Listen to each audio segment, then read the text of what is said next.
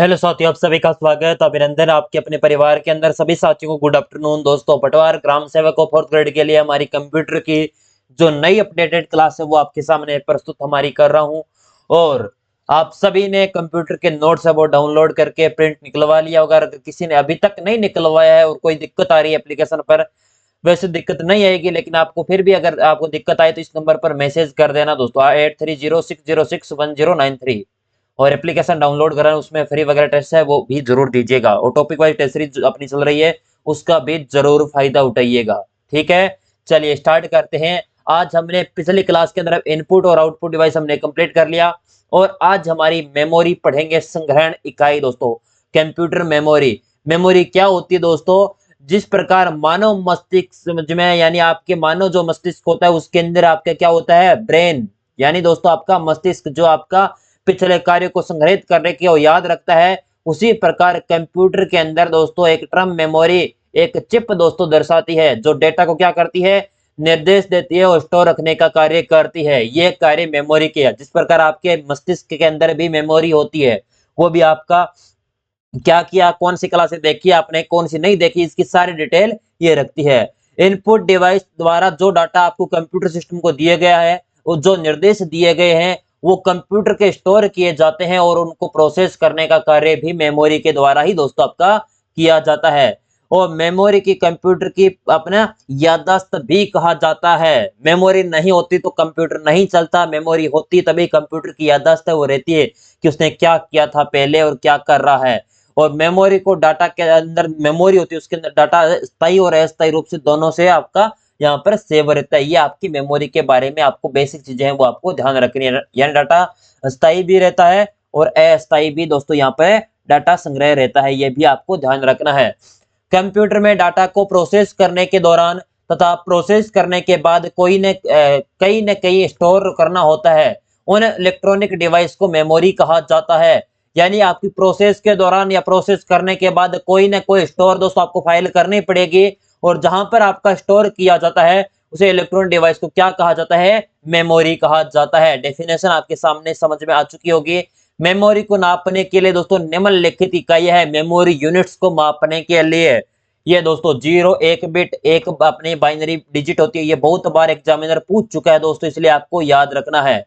ठीक है, बार बार मत कहना कि सर हमें याद नहीं है दोस्तों, अब याद कर रहे हैं, लास्ट चांस है। ठीक है, 4 बिट के बराबर दोस्तों, 4 बिट के बराबर एक होता है निब्बल या आधा बाइट, या आधा बाइट भी कर सकते हो। आधा बाइट दोस्तों ये भी आपका 4 बिट के बराबर होता है। उसके बाद 8 बिट के बराबर एक बाइट, 8 बिट के बराबर एक बाइट या दो निब्बल दोस्तों, दो निब्बल भी कर लो, या दोस्तों 8 बिट के बराबर एक बाइट। 1024 बाइट के बराबर क्या होता है दोस्तों? 1024 के बराबर 1 किलो बाइट, जिसे आप कहते हो केबी। और उसके बाद 1024 केबी यानी किलोबाइट के बराबर अपना एक होता है मेगाबाइट दोस्तों, जिसे कहते हैं एमबी। आजकल तो जीबी में बात होती है, पहले केबी में हुआ करती थी नेट की बात, आजकल होती है जीबी या टीबी के अंदर। इतना नेट का अपना कंजप्शन बढ़ चुका है दोस्तों। पहले 1 जीबी नेट दोस्तों पूरे महीना चल जाता था, आज तो एक घंटे भी नहीं चलता। 1024 में अपना 1 मेगाबाइट, 1024 MB यानी मेगाबाइट दोस्तों, इनकी फुल फॉर्म याद रखना, एग्जाम में फुल फॉर्म में पूछता है। 1024 MB के बराबर 1 GB यानी जिसे कहते हो आप जीबी दोस्तों, वो होता है। और 1024 GB के बराबर होता है 1 TB, जिसे आप टीबी कहते हो। ठीक है, और 1024 TB के बराबर होता है 1 पेटाबाइट, जिसे आप पीबी के नाम से जानते हैं। और एक होती है 1024 PB के बराबर 1 एक्साबाइट होती है, ये भी ध्यान रखना। 1024 EB से एक आपकी जोटाबाइट होती है, ये भी आपको ध्यान रखना। Zettabyte, sorry zettabyte. 1024 जेटाबाइट के बराबर एक होती है दोस्तों क्या? अपने योटाबाइट दोस्तों, योटाबाइट। और 1024 योटाबाइट के बराबर होती है दोस्तों आपकी एक ब्रोनोटोबाइट। और एक अपने ब्रोनोबाइट के बराबर होती है दोस्तों एक जियोप बाइट दोस्तों, जियोप बाइट। ये आपको ध्यान रखना है। बस इतनी दोस्तों चीजें आपको याद होनी चाहिए। और आपको क्रम में भी पूछा जा सकता है। सबसे पहले मेरे साथ साथ बोलो बिट, उसके बाद दोस्तों सबसे पहले निब्बल, निब्बल के बाद बिट, उसके बाद KB, MB, GB, TB, PB, exabyte, EB, zettabyte दोस्तों आपकी। और जेटा बाइट के बाद दोस्तों जेड बी के बाद वाई बी आपका योटा बाइट, एक ब्रोनो बाइट बीबी, और एक होता है आपकी लास्ट में आपका जियो बाइट दोस्तों, जिसे आप कहते हो जीबी। ठीक है, चलो इतनी चीजें आपको याद हो जानी चाहिए दोस्तों। ये एग्जामिनर पूछ सकता है क्रम क्या अपने बढ़ते क्रम में या घटते क्रम में। बिट को बी हमेशा स्मॉल लेटर में लिखा जाता है। बिट होती है ना तो उसका नाम जो आपका बी होता है ना वो स्मॉल लेटर होता है, चाहे कैसी भी जगह आप लिखते हो दोस्तों इसके अंदर। बाइट का दोस्तों बिट का तो होता है बी स्मॉल लेटर में, और जो बाइट होता है इसका क्या होता है, बाइट का जो हमेशा बी होता है वो कैपिटल लेटर में। ये आपको चीज याद रखना, ये आरिस मैन अपने प्री के अंदर 2016 में पूछी गई है। बाइट का बी हमेशा कैपिटल लेटर में और बिट का बी हमेशा स्मॉल लेटर में। ठीक है, अब आता है दोस्तों केबीपीएस और इनकी full form kbps, Mbps, MBBS. Kilobyte पर सेकंड, किलोबाइट पर सेकंड, मेगाबिट पर सेकंड और मेगाबाइट पर सेकंड। यहां पर देखना बी स्मॉल आ रहा है तब क्या अर्थ होता है बी का स्मॉल आ रहा है तब है बिट दोस्तों, आप ऐसा मत समझना बाइट है वो, और बी अपने कैपिटल में आए तो बाइट है। ये ध्यान रखने वाली चीजें हैं, फुल फॉर्म आपकी पूछ ली जाएगी और फिर वहां पर कंफ्यूज हो जाओगे। बिट स्मॉल आए तो बिट, बी स्मॉल आए तो बिट, और बी आपकी कैपिटल में आए तो बाइट। उसके बाद ट्रिक, बिन्नी बाई किलो मैगी से तेरा पेट भरे, जो एक्स्ट्रा बची है उसे जट्टा व योटो बर्दर दोस्तों, योटो बर्दर ये आपकी ट्रिक है। बिन्नी से दोस्तों आपकी बाइट हो गई, सॉरी अपने बिट हो गई, बिट के बाद दोस्तों byte, kilobyte, megabyte दोस्तों, टेरा बाइट, पेटा बाइट दोस्तों, एक्सा बाइट दोस्तों एक्स्ट्रा से, उसके बाद आपकी जेटा बाइट और उसके बाद योटा बाइट। ये आप ट्रिक है, ट्रिक से मत याद करना, डायरेक्ट याद करना bit byte KB MB GB TB PB EB ZB YB. ठीक है, ये चीज आपको 100% दोस्तों ये आपको याद कर ही लेनी है, ट्रिक वगैरह में मत घुसना। 2 निब्बल के बराबर 8 बिट, 12 बिट के बराबर 2 निब्बल, 2 बाइट के बराबर 16 बिट या 4 निब्बल। ये निब्बल वाले भी कॉन्सेप्ट याद रखना, ये बहुत बार पूछा गया है। 8 बाइट के बराबर 64 बिट होती है और 8 बिट के बराबर 1 बाइट होती है, और 16 बाइट के बराबर 128 बिट होती है और 16 बाइट के बराबर 32 निब्बल होती है, और 16 निब्बल के बराबर 64 बिट होती है। ये आपके अलग अलग दोस्तों, 2 के बी के बराबर 2048 बाइट होती है, 4 के बी के बराबर 4096 बाइट। यह आपकी क्वेश्चन है, इनको याद रखना दोस्तों। ठीक है, चलो आगे, सबसे छोटी इकाई कौन सी होती है? अगर छोटी इकाई पूछ ली जाए तो केबी होती है इनमें से दोस्तों, और वैसे पूछ ली जाए तो होती है बिट दोस्तों। क्या? बिट। उसके बाद बिट के बाद आपकी कौन सी आती है? निब्बल। ठीक है, और जीबी दोस्तों गीगाबाइट, टेराबाइट, एमबी, और इसमें सबसे बड़ी इनमें से पूछा जाए तो टीबी आपकी बड़ी है। निम्न में से सबसे बड़ी इकाई कौन सी है इनमें से? तो केबी, बाइट, एमबी, निब्बल। निब्बल आपकी छोटी है इनमें से, और एमबी उससे आपकी बाइट से दोस्तों, बाइट से निब्बल से बड़ी बाइट, बाइट से बड़ी केबी, केबी से बड़ी एमबी, तो बड़ी आपकी एमबी हो जाएगी। और इनमें से पूछा जाए तो बताओ, बीबी, टीबी, जेडबी, वाईबी, और सबसे बड़ी, तो सबसे बड़ी दोस्तों इनमें से आपकी टेराबाइट से, टेराबाइट से बड़ी अपनी पीबी दोस्तों, बीबी। सबसे पहले बीबी दोस्तों, ब्रोंटोबाइट दोस्तों होती है सबसे बड़ी ना, और जीबी नहीं है ना इसमें, हाँ वाई भी है। बीबी दोस्तों, ब्रोंटो बाइट दोस्तों आपकी सबसे बड़ी, और इसमें जेबी, एमबी, केबी, वाई भी दोस्तों, इसमें वाई भी हो जाएगी आपकी। ये क्वेश्चन दोस्तों प्रैक्टिस करना, वैसे आपकी टॉपिक वाइज टेस्ट सीरीज में ये सारे क्वेश्चन आपके ऐड है। निम्न में से सही आरोही छोटे से बड़ा अपना क्रम कौन सा है दोस्तों, ये आपसे पूछ लिया जाए तो ध्यान रखना, आरोही का मतलब होता है असेंडिंग या डिसेंडिंग, असेंडिंग बढ़ते हुए क्रम में। तो सबसे छोटी दोस्तों कौन सी होती है? बिट।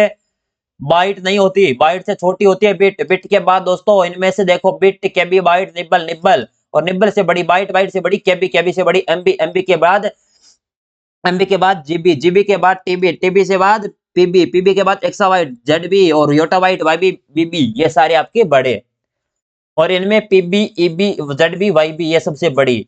बड़े से छोटे की और क्रम पूछ लिया जाए आपसे तो याद रखिएगा, चल क्यों नहीं रहा है, क्या दिक्कत होगी इसको। बड़े से छोटा अवरोही क्रम पूछ लिया जाए, अवरोही क्रम ध्यान रखना, बड़े से छोटे को डिसेंडिंग ऑर्डर दोस्तों। तो केबी सबसे बड़ी केबी थोड़ी होती है, केबी केबी इनमें से जीबी होती है बड़ी, बाइट तो होती है छोटी।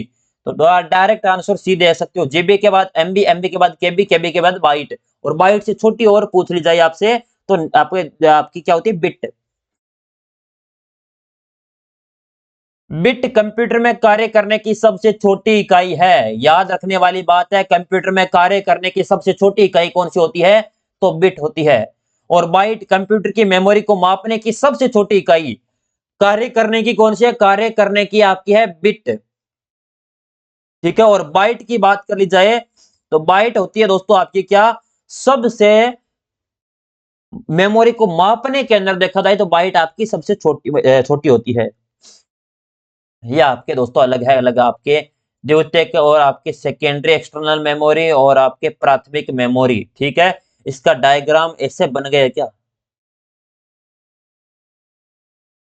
इसका, अच्छा अच्छा, मेमोरी दो प्रकार की होती है उसके बारे में है दोस्तों ये। ठीक है, एक बार मैं आपको डायग्राम सही तरीके से, मेमोरी होती है दो प्रकार की, इस डायग्राम से आपको समझ में नहीं है क्योंकि ये रोटेट नहीं किया गया है, ऐसे ही फाइल आपकी फोटो ले लिए।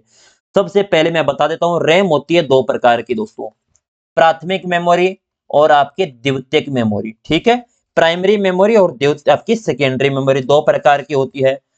प्राइमरी मेमोरी के अंदर दोस्तों पी से लिख देता हूं और इसको सेकेंड लिख देता हूं। ठीक है, प्राइमरी मेमोरी के अंदर दोस्तों आपकी आती है एक तो रैम और एक आती है आपकी रोम।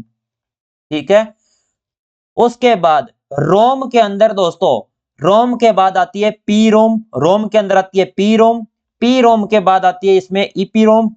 इसके आगे फुल फॉर्म सारी है, आप चिंता मत करिएगा ये कौन सी होती है। ईपी रोम के बाद आती है ईईपीआर रोम, और उसके बाद आती है आपकी फ्लैश रोम दोस्तों, FLASH फ्लैश रोम। ठीक है, और रैम में बात करी जाए तो रैम में आती है एक तो एस रैम और एक आती है डी रैम। ठीक है, फुल फॉर्म याद रखिएगा, स्टैटिक रैम और डायनेमिक रैम। और डी रैम के अलग अलग भाग हो गए, डी रैम में दोस्तों एडी रैम आती है, एडी रैम, और एस डी रैम पूछ ली जाए ये भी इसी का भाग है, और डीडीआर रैम पूछ ली जाए वो भी इसी का भाग है आपकी। ठीक है, वैसे आगे हम पढ़ने वाले हैं। और जो सेकेंडरी मेमोरी है, यहाँ सेकेंडरी मेमोरी का डायग्राम यहां पर बना रहा हूं। जो सेकेंडरी मेमोरी है इसके दोस्तों क्या भाग होते, एक तो होती है मैग्नेटिक डिस्क दोस्तों, कौन सी, मैग्नेटिक डिस्क यहां पर है आपकी द्वितीयक मेमोरी में ना। ये देखो मैग्नेटिक टेप, आपकी magnetic magnetic tape, floppy disk और हार्ड डिस्क दोस्तों, ये आपकी द्वितीयक में। एक होती है प्रकाशीय दोस्तों, यानी इलेक्ट्रॉनिक स्टोरेज डिवाइस, जिसमें आपके आते हैं सीडी, डीवीडी, बीआरडी और बीडी, ये सारे। ब्लू रे डिस्क आती है, बीआरडी के फुल फॉर्म याद रखिएगा, बीआरडी भी कहते हैं और बीडी भी कहते हैं आपकी ब्लू रे डिस्क। और मैग्नेटिक डिस्क में दोस्तों आपकी कौन कौन सी आती है, मैग्नेटिक डिस्क में आपकी वैसे तो हार्ड डिस्क और फ्लॉपी डिस्क दो ही आती है आपकी, लेकिन मैग्नेटिक टेप भी आप साथ में याद रखना है। उसके बाद जो एक इलेक्ट्रॉनिक स्टोरेज वाली आपने हमने कर ली, ऑप्टिकल डिस्क में आपकी पढ़ ली हमने सीडी डीवीडी आपकी, और इलेक्ट्रॉनिक स्टोरेज डिवाइस में देखा जाए तो एसएसडी, पेन ड्राइव और आपके मेमोरी कार्ड दोस्तों, और एक होती है मैग्नेटिक टेप, वो भी सेकेंडरी मेमोरी का ही भाग है। ये डायग्राम आपको जो आपकी पीडीएफ मिलेगी ना अपने फ्री कंटेंट में एप्लीकेशन पे, तो वहां से एक अलग से आपका फॉर्मेट वहां पर मिल जाएगा, मेमोरी फॉर्मेट के नाम से, फ्री कंटेंट में देख लेना।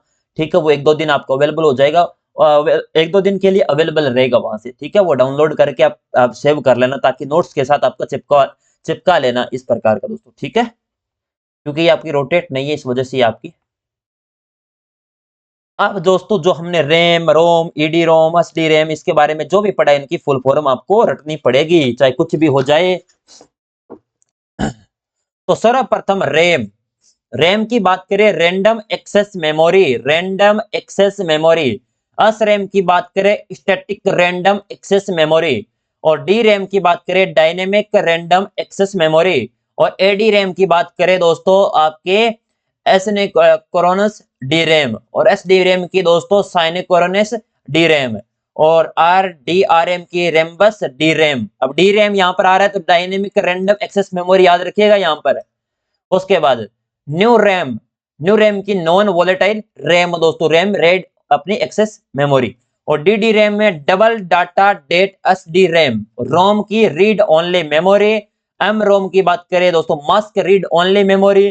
पी रोम की बात करें प्रोग्रामेबल रीड ओनली मेमोरी, और ईपी रोम की बात करी जाए इरेजेबल प्रोग्रामेबल रोम, और ईपी रोम की बात करी जाए तो इलेक्ट्रिकली इरेजेबल प्रोग्रामेबल रोम, और सीडी की याद रखिएगा compact disc, DVD digital versatile video disc, और बीडी की ब्लू रेड डिस्क, और एसएसडी की सॉलिड स्टेट ड्राइव आपकी हो जाएगी।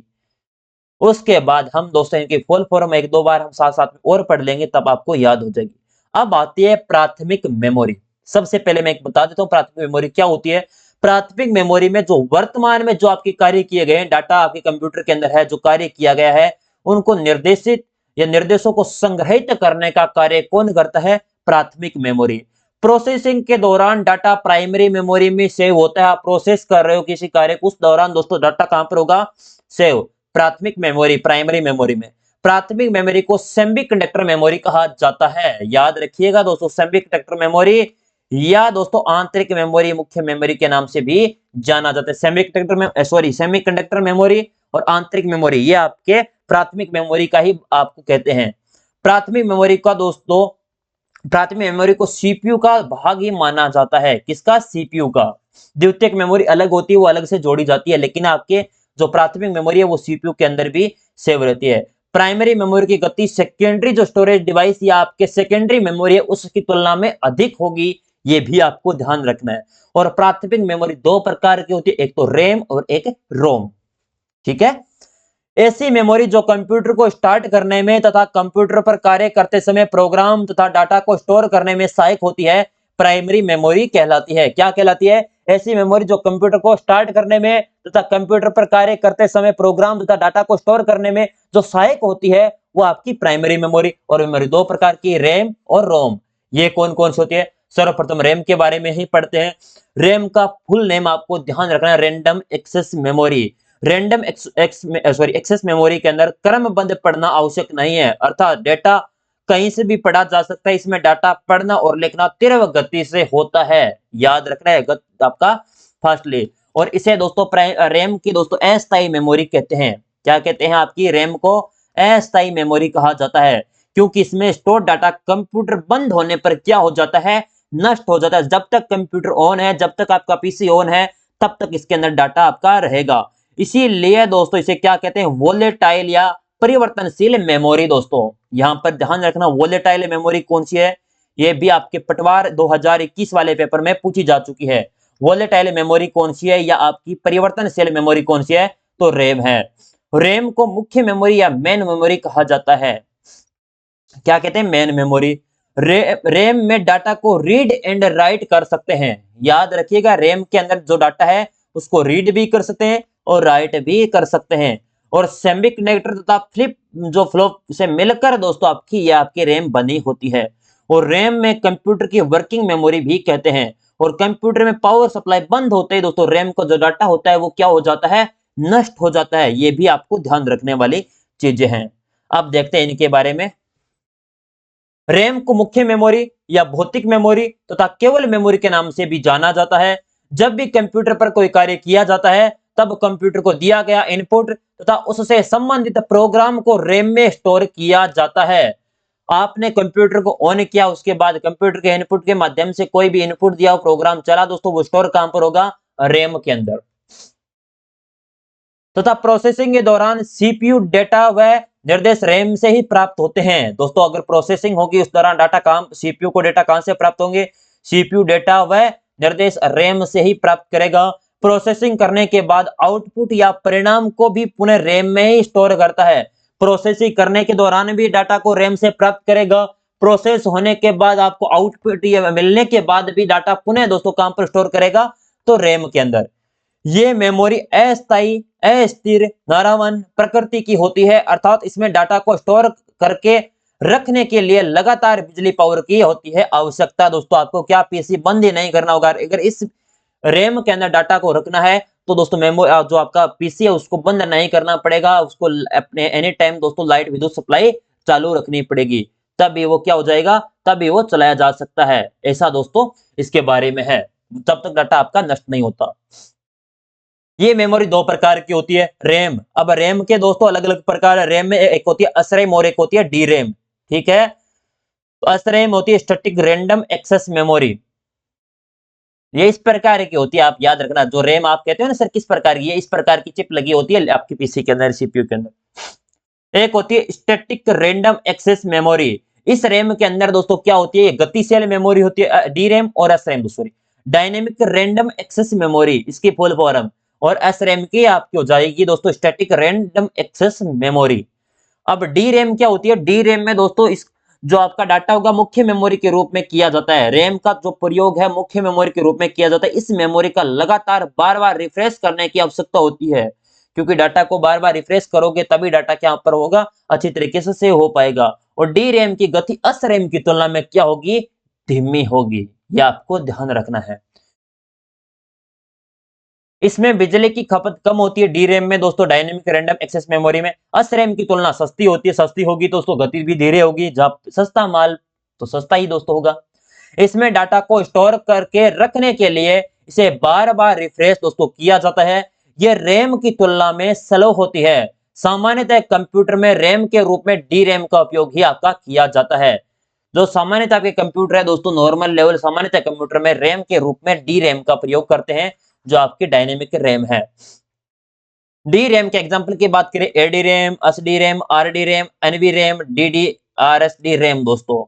एसडी रैम की फुल फॉर्म ये आपको याद होनी चाहिए दोस्तों, synchronous dynamic random access memory. और एनवी रैम नॉन वोलेटाइल आपकी रैंडम एक्सेस मेमोरी। नेटवर्क जो आपके डिवाइस है हार्ड डिस्क के रूप के अंदर दोस्तों एनवी रैम आपकी लगी होती है, ये आपको ध्यान रखने वाली बात है। उसके बाद आती है आपकी S RAM, static random access memory. ये बहुत महंगी होती है आपकी, इसमें बिजली की खपत भी उसमें कम थी, इसमें ज्यादा होगी। डी रैम की तुलना में अच्छी होगी, ये कम अच्छी तुलना में या ऑटोमेटिक रहेगी, ज्यादा पैसा खपत कर रहे हो तो ज्यादा अच्छी तो रिस्पॉन्स मिलेगा आपको। इसमें रिफ्रेश करने की दोस्तों क्या नहीं है, आवश्यकता नहीं है। एस रैम में कोई भी डाटा वगैरह सेव करना है। कैच मेमोरी है, क्या होती है कैच मेमोरी, तथा रजिस्टर में को बनाने के लिए एस रैम का ही उपयोग आपका किया जाता है। कैच मेमोरी और आपके रजिस्टर बनाने के लिए दोस्तों इसका ही आपका प्रयोग करते हैं। ये होती है आपकी रैम पूरी। अब मैं बता देता हूं मेमोरी दो प्रकार की, प्राइमरी और सेकेंडरी। प्राइमरी मेमोरी के अंदर दोस्तों आपकी रैम और रोम आती है, और रैम के अंदर दोस्तों एस रैम और डी रैम वो हम पढ़ चुके हैं। अब रोम की तरफ चलते हैं, प्राइमरी मेमोरी का ही भाग है जिसे कहते हैं दोस्तों read only memory. Read only memory की बात करें तो आपको याद रखना है, और ये आपके जो आपका ना रोम मदरबोर्ड के अंदर ऊपर जो सिलिकॉन चिप है, जिसमें आपके निर्माण के समय ही निर्देश डाटा होंगे दोस्तों, उनको स्टोर किया जाता है दोस्तों। निर्माण होता है ना इसका, तभी डाटा को क्या किया जाता है, स्टोर कर सकते हैं। रोम का उपयोग दोस्तों किसमें किया जाता है, आपके कैलकुलेटर हो गए, वीडियो गेम हो गए, डिजिटल कैमरा हो गए दोस्तों उन्हें। और रोम किस प्रकार की मेमोरी है, अस्थायी मेमोरी है, चाहे आप उसको बंद कर दो या चालू कर दो विद्युत दोस्तों, बंद करते तो बंद हो जाएगा, चालू करते आपका शुरू हो जाएगा, उसके अंदर डाटा है वो वहीं पर आपका उपस्थित रहता है। वो तो थी आपकी रोम वोलेटाइल, और ये होती है नॉन वोलेटाइल आपकी मेमोरी, ये भी आपको ध्यान रखना है। रोम में संग्रहित जो डाटा है वो सूचना को केवल पढ़ा जा सकता है, इसमें बदलाव नहीं किया जा सकता। केवल आप डाटा पढ़ सकते हो, बदलाव वगैरह इसमें क्या नहीं है। उसमें रीड एंड राइट कर सकते हैं, रीड भी कर सकते हैं राइट भी कर सकते हैं, लेकिन इसमें रीड कर सकते हो, राइट नहीं कर सकते, यानी रीड ओनली मेमोरी है ये आपकी। और कंप्यूटर को स्टार्ट चालू करने के निर्देशों बूटिंग कहा जाता है, और रोम के अंदर स्टोर रहते हैं। कंप्यूटर के जो आपका स्टार्ट करने की जो प्रोग्राम की जो सिस्टम वगैरह होते हैं, वो आपको निर्देश होते हैं, उन्हें बूट जो आपकी बूटिंग कहते हैं, वो कहां पर आपके अवेलेबल होते हैं, वो रोम के अंदर ही। रैम को तो विद्युत मिलती है तब चालू होता है, रोम दोस्तों पहले स्टार्ट हो जाता है, ठीक है। रोम को विद्युत की आवश्यकता नहीं होती कि वो विद्युत वैसे तो आवश्यकता होती है, लेकिन देखा जाए तो उसको डाटा सेव वगैरह करने में आवश्यकता नहीं होती, अगर ऑटोमेटिक वहां पर आपके सेव हो जाते हैं। और इसमें आपका रोम का ही आपका प्रयोग किया जाता है। तो रैम की तुलना में दोस्तों आपकी क्या होती है, रोम रैम की तुलना में सस्ती होती है। और कंप्यूटर के अलावा जो वॉशिंग मशीन हो गए, माइक्रोवेव हो गए, अन्य इलेक्ट्रॉनिक डिवाइस हो गए, या प्रोग्रामिंग रोम की सहायता से आपकी की जाती है, ये आपकी रैम होगी, ठीक है। इसमें देखो आप रोम के आगे, इस मेमोरी में कुछ प्रोग्राम निर्माता कंपनियों द्वारा पहले से स्टोर किए जाते हैं, जिन्हें बायोस आपके माइक्रो प्रोग्राम कहा जाता है। यानी दोस्तों निर्माता जो कंपनियां हैं वो उसी टाइम आपके क्या कर देती है, डाटा को स्टोर कर देती है, उसे क्या कहते हैं, बायोस। जब कंप्यूटर को स्टार्ट किया जाता है तब यह प्रोग्राम सर्वप्रथम दोस्तों कहां पर लोड होंगे, रैम के अंदर, सॉरी रोम पर, यहां पर चेंज कर लेना, रोम में होंगे। सर्वप्रथम प्रोग्राम रोम के अंदर आपके लोड होंगे। ये नोट्स के अंदर जो स्टूडेंट अभी देख रहे हैं नोट्स का प्रिंट आउट ले लिया, यहां पर आपका चेंज कर लेना, ठीक है। रोम होगा, रोम में के अंदर लोड होंगे। इनमें दोस्तों जो प्रोग्राम द्वारा ओएस यानी ऑपरेटिंग सिस्टम जो कि सेकेंडरी मेमोरी में होता है उसे क्या कहते हैं, रैम में लोड किया जाता है, जिसे कंप्यूटर स्टार्ट हो जाता है। इस प्रक्रिया को बूटिंग कहते हैं, अर्थात रोम कंप्यूटर को स्टार्ट करने में क्या होती है, सहायक है। और ये दोस्तों किस प्रकार की नॉन वोलेटाइल मेमोरी है। और रोम के निम्नलिखित दोस्तों क्या प्रकार है, एम रैम होती है, पी रोम होती है दोस्तों, ई पी रोम होती है, ये सारी आपकी रोम वगैरह होती है। इनके बारे में भी हम डिस्कशन करते हैं दोस्तों। चलिए एम रोम की बात करें, मास्क रोम, इस प्रकार की रोम निर्माता कंपनियों द्वारा डाटा पहले से स्टोर कर दिया जाता है। इसमें क्या नहीं कर सकते, आप बदलाव नहीं कर सकते, किसी भी प्रकार का आप बदलाव करना चाहते हो वो इसमें बदलाव नहीं कर सकते आपके एम रोम के अंदर। मास्क रोम। उसके बाद आती है आपकी पी रोम। पी रोम की बात करी जाए, इसमें केवल एक बार डाटा प्रोग्राम स्टोर कर सकते तथा उसमें किसी भी प्रकार का बदलाव नहीं कर सकते। डाटा को एक बार ही स्टोर किया जा सकता है, उसमें क्या नहीं कर सकते, बदलाव। यानी P ROM programmable read only memory, इसमें रखा डाटा सॉफ्टवेयर में कभी हटाया नहीं जा सकता, अर्थात यूजर द्वारा एक बार प्रोग्राम निर्देश में बर्न करने के बाद उसमें परिवर्तन दोस्तों संभव नहीं है। पी रोम में जो डाटा आपको दिया जाता है, इसमें दोस्तों जो निर्माण करते समय ही डाटा यूजर के द्वारा दोस्तों जो आपका स्टोर किया जाता है, निर्माण कंपनी के जो निर्माता कंपनी उसके द्वारा, तो इसमें जो प्रकार होते हैं रोम के डाटा स्टोर करने के लिए, उनमें किसी भी प्रकार का परिवर्तन दोस्तों संभव नहीं है। और ये दोस्तों अलग अलग होती है। मैं इस प्रकार की रोम को दोस्तों क्या कहते हैं, WO रोम, यानी राइट वंस रीड मैनी दोस्तों, ये आपकी याद रखिएगा। ये होती है दोस्तों आपकी, ये आपके नीचे लिखी गई ना, WORM दोस्तों, राइट वंस रीड मैनी दोस्तों, ठीक है, WROM दोस्तों, ठीक है। ये होता है आपका यहां पर आपका ईपी रोम। ईपी रोम की बात करी जाए आपके इरेजेबल रोम, इसमें डाटा को बार बार डिलीट करके दोबारा स्टोर कर सकते हैं। इसमें डाटा को स्टोर तथा डिलीट करने के लिए पैरा बैंगनी किरणों का उपयोग किया जाता है, इसलिए इसे VVEP रोम भी कहते हैं। और एक होती है दोस्तों ईपी रोम और एक होती है EEPR रोम, जो आपकी इलेक्ट्रॉनिक ईपी रोम होती है, जिसमें दोस्तों फुल फॉर्म याद रखिएगा, electrically erasable programmable read only memory. इसमें जो डाटा होते हैं प्रोग्राम, जो सॉफ्टवेयर को विद्युत प्लस के माध्यम से हटाकर पुनः बर्न किया जा सकता है। आजकल के मदरबोर्ड में अधिकांश इसी रोम का दोस्तों क्या किया जाता है, प्रयोग। नोट लगाकर इस पे यहां पर लिखो दोस्तों, नोट लगाकर एक चीज, जो आपके वर्तमान तकनीक के अनुसार रोम को बार बार अपडेट व बदलाव किए जाते हैं, जिसके लिए ईपी रोम की क्या होती है, आवश्यकता होती है।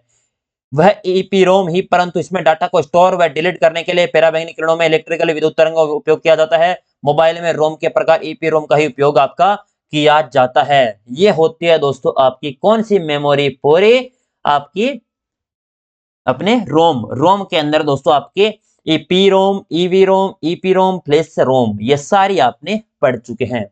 उसके बाद आपकी कैच मेमोरी, ये आपके नेक्स्ट क्लास के अंदर हम पढ़ेंगे दोस्तों, ठीक है। चलिए क्लास को लाइक जरूर करिएगा, क्लास को। और जो भी स्टूडेंट देख रहे हैं दोस्तों, बहुत अच्छा रिस्पॉन्स रह रहा है, काफी स्टूडेंट कमेंट भी कर रहे हैं कि सर पिछली क्लास से डिलीट क्यों हुई। इसका कारण मैंने बता दिया दोस्तों, बार बार इस प्रकार के कमेंट मत करिएगा, ठीक है। बस आपको बता दिया है कारण, बस आप देखते चलो हमारी सारी क्लासें, और बढ़िया रिस्पॉन्स रहा तो अच्छी तरीके से दोस्तों इसी सीरीज को कंप्लीट हम करेंगे दोस्तों, ठीक है। चलिए थैंक यू।